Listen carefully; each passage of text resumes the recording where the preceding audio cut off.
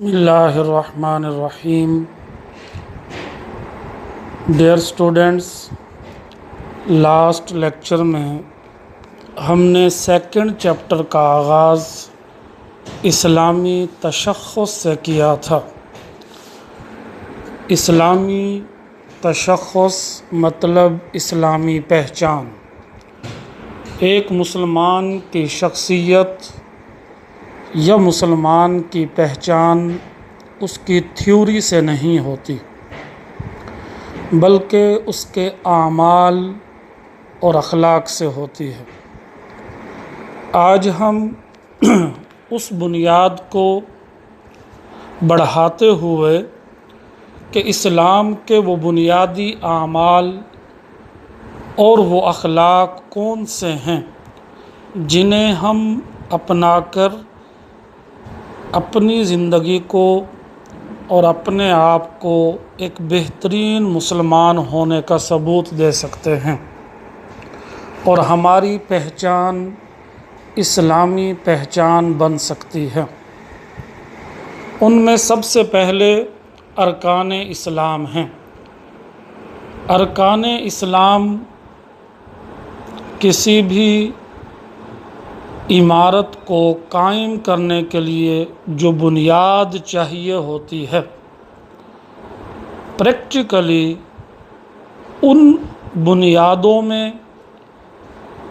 جو 5 چیزیں اسلام نے بیان کی ہیں، ہم انہیں ارکان اسلام یا اسلام کے اصول و قواعد یا وہ بنیادی اصول کہہ سکتے ہیں جن پر اسلام کی عمارت قائم ہے. آپ سے شارٹ کویسچن یوں بھی کیا جا سکتا ہے کہ ارکان اسلام سے کیا مراد ہے؟ تو فرسٹ لائن میں اس کا جواب لکھا ہوا ہے، ارکان اسلام سے مراد دین کے وہ بنیادی اصول و اعمال ہیں جن پر اسلام کی پوری عمارت قائم ہے. یہاں تک. پھر آپ سے سوال ہوگا وہ بنیادی اصول و اعمال کتنے اور کون سے ہیں، یعنی بنیادی ارکان کی تعداد کتنی اور کون سی ہے؟ تو وہ بھی آپ کی بک میں نبی اکرم صلی اللہ علیہ وآلہ وسلم کے ارشاد کے مطابق درج ہے کہ آپ صلی اللہ علیہ وآلہ وسلم نے فرمایا، بنی الاسلام، اسلام کی بنیاد علی خمس، 5 چیزوں پر ہے.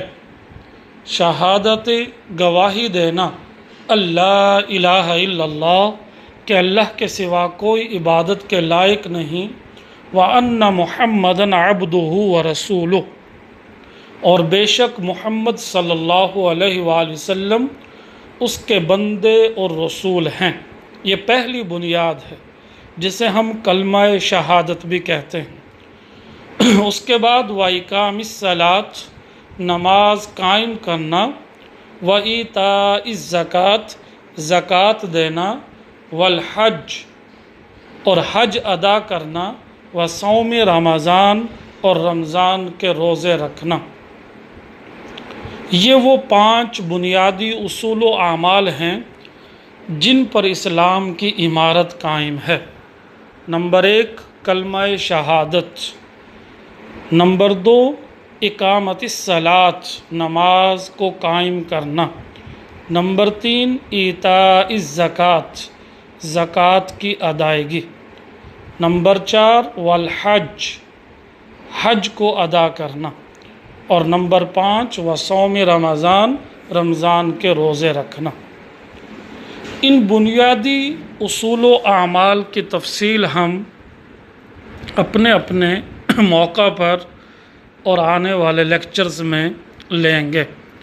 آج ہم شروع کرتے ہیں ان بنیادی اعمال اور اصول جان لینے کے بعد پہلا جو بنیادی رکن ہے، پہلا جو بنیادی عمل ہے، وہ ہے کلمہ شہادت، جو کہ ہم جانتے ہیں کہ اللہ تبارک و تعالی نے آپ صلی اللہ علیہ وآلہ وسلم کے ذریعے ہمیں یہ ہدایت دی کہ جب ہم اللہ کی توحید کا اقرار کریں گے تو وہ اقرار صرف زبان سے نہیں ہوگا، بلکہ فرمایا اقرار باللسان و تصدیق بالقلب، ہم زبان سے اقرار کریں گے اور دل سے اس کی تصدیق کریں گے۔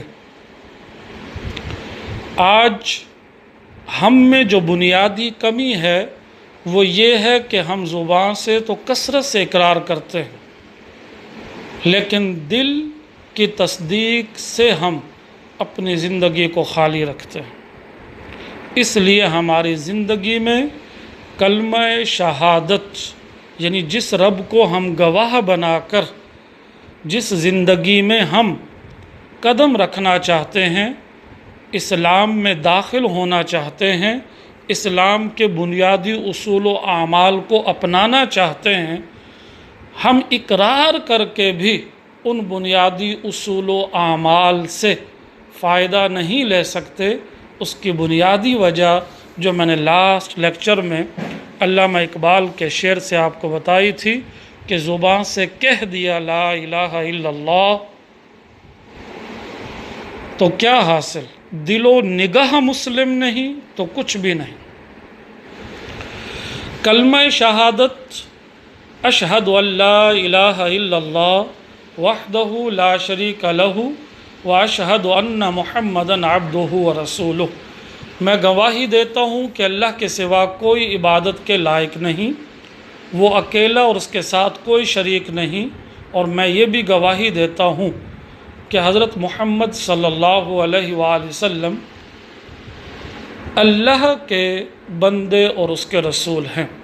جب ہم نے توحید کا چیپٹر پڑھا تو اس چیپٹر میں توحید اور اس کے تمام تر لوازمات کو ہم نے تفصیل سے جان لیا تھا، اور انسانی زندگی پر اللہ کی توحید کا اقرار اور اس کے اثرات و فوائد کیا ہو سکتے ہیں یہ ہم جان چکے ہیں۔ بنیادی چیز جو کلمہ شہادت میں ہمیں سمجھنے کی ضرورت ہے وہ یہ ہے کہ کفر و شرک سے یہ کلمہ ہمیں نجات دیتا ہے۔ اس کلمے کے دو حصے ہیں۔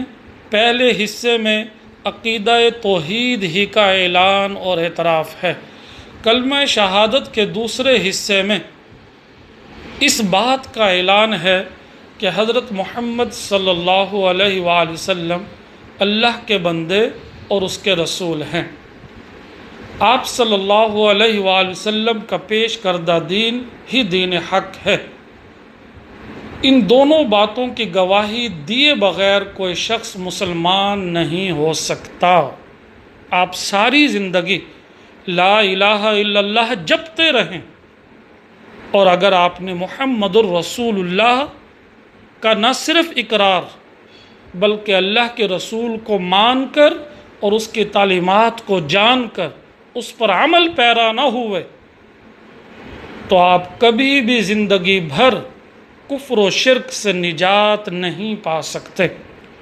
کفر و شرک سے نجات پانے کا واحد ذریعہ یہی ہے کہ ہم لا الہ الا اللہ اس کا اقرار کر کے محمد الرسول اللہ اس کی تصدیق کریں۔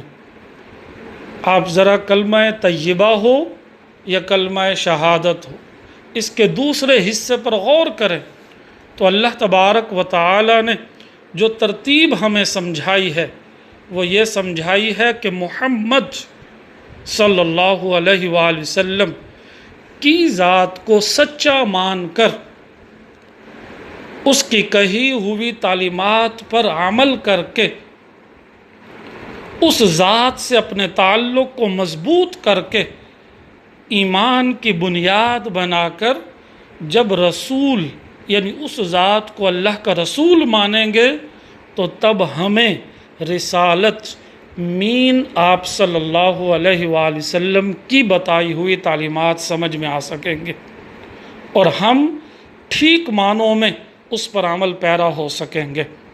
اگر ہمارا ذات سے تعلق نہیں ہوگا تو پھر اس کی دی ہوئی رسالت مطلب اس کی دی ہوئی تعلیمات سے بھی ہم بہرہ ور نہیں ہو سکتے، بہرہ مند نہیں ہو سکتے۔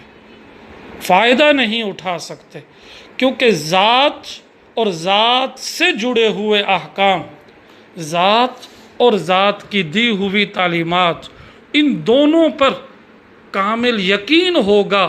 ان سچی تعلیمات اور ذات حق کو جب ہم یعنی محمد صلی اللہ علیہ وآلہ وسلم کو برحق مان کر اس کی تعلیمات کو سچا جان کر آگے بڑھیں گے تو محمد رسول اور پھر جو منزل ہم تلاش کر رہے ہیں کہ ہمیں اللہ مل جائے، اللہ کی قربت مل جائے، اللہ کی محبت مل جائے، اللہ کی رضا مل جائے، تو وہ تب نصیب ہوگی جب ذات محمد سے جڑیں گے، اس کی تعلیمات پر یعنی رسالت پر عمل کریں گے، تو پھر اللہ تعالیٰ کی ذات اور اس کی صفات اور اس کی رحمت و شفقت ہمیں نصیب ہوگی۔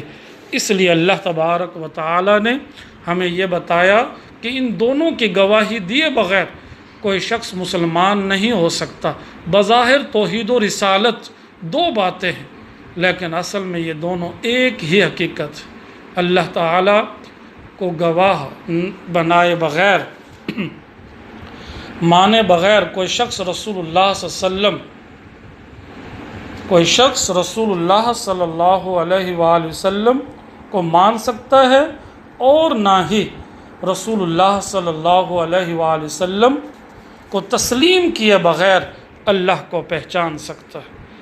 چونکہ رسول پر ایمان لانے کا مفہوم اس کی بتائی ہوئی تعلیمات پر عمل کرنا ہے۔